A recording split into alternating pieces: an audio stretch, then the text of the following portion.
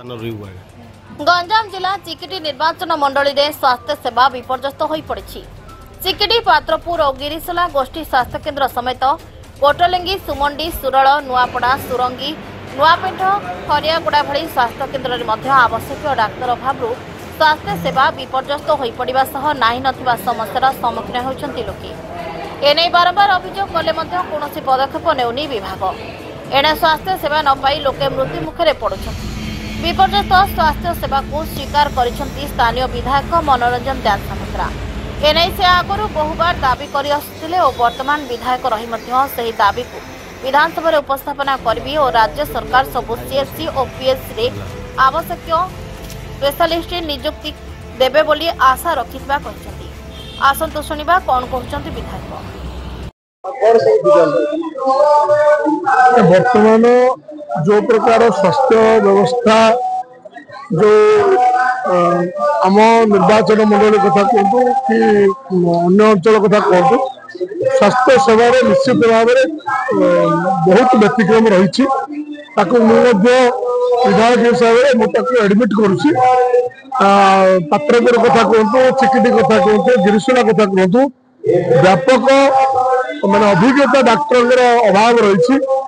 जहाँ राज्य सरकार ठारे लिखित भाव में विधानसभा चलता समय विभिन्न समय निर्वाचन पूर्व विधायक न हवा पूर्व विधायक यही कथा ठीक जगह में उठे।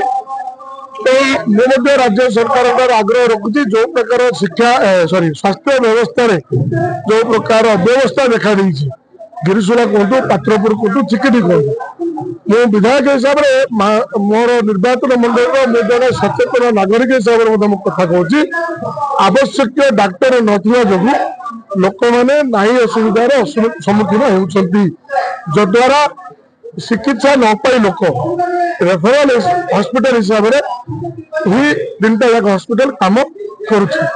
तो आपण माध्यम सरकार आग्रह रखुची एप्रति गुरुत्वर सहित विचार को लेकिन तुरंत अभिज्ञ डाक्तर मान पात्रपुर सीएससी चिकिटी एवं गिरिसुलार जदि नियुक्ति दिज्वे जनसाधारण जो प्रकार असुविधार सम्मुखीन होती आवश्यक स्वास्थ्य सेवा पाई ना निश्चित भाव में त्राही पाइबे और रेफरल हॉस्पिटल जो एमकेसीसी की जाऊँ पेसेंट से आवश्यक सुविधा पाई ना।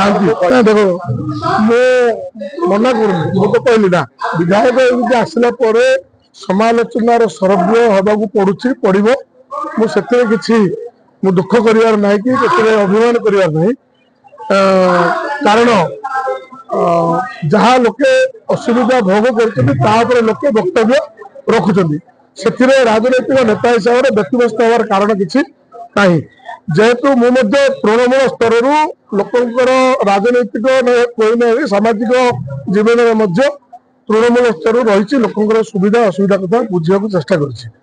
तो स्वास्थ्य व्यवस्था कथा आमर दैनंदिन जीवन में गोटे मुख्य समस्या जदि स्वास्थ्य सेवा साधारण लोक जब न पाइबे ताहले निश्चित भाव में निर्वाचित प्रतिनिधि मान अंगुली निर्देश निश्चित भाव में आसो। तो मु विधायक हिसाब से यही कथा को राज्य सरकार जिलापाल निकट में सीडी निकट में अनवरत भाव कथा को रखी आस आज बजेट अधिवेशन आरंभ होती। तो यही अंचल जो अभाव असुविधा रही स्वास्थ्य क्षेत्र में ठीक भाव में निश्चित भाव में विधानसभा उपस्थापन कर समस्यार समाधान करने यथासाध्य चेष्टा करी आशा रखुची राज्य सरकार यह हृदयंगम कर लोक मान सुविधा दृष्टि निश्चित भाव में समस्यार समाधान करेंगे। गंजाम जिला चिकिटी अरुण कुमार पंडा रिपोर्ट चेतना मीडिया।